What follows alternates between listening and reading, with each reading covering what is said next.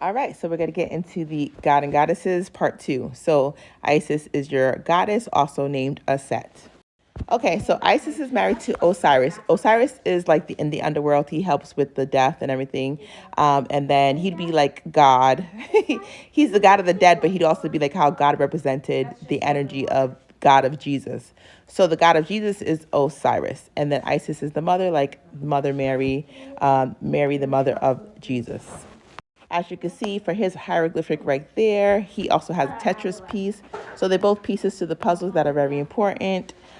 She also looks like she has a bun in her, so I look like this, the bun in her oven. You know, when you're pregnant, there's a bun in the oven. Then I see like that looks like a sun rising or sunset.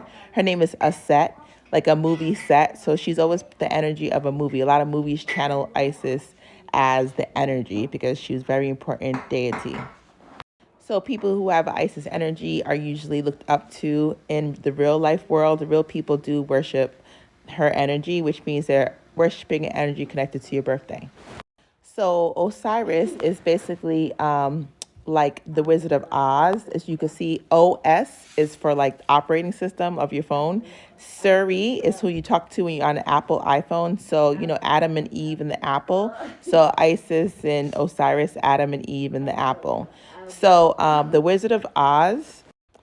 So the Tetris pieces remind me of telephones. It's like a communication center. So they both have communication between each other. They're both looking like they're on thrones.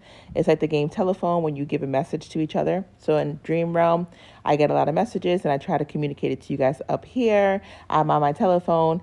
We communicate on ley lines. There's ley lines across the world, and that's a psychic ley line. It's been infiltrated by a lot of occultists and a lot of politicians and a lot of churches, and evil people understand how the ley line, the telephone works, and they try to mess up the messages, and they tell you that you there's no such thing as psychics and messages and all that unless it was sent by God.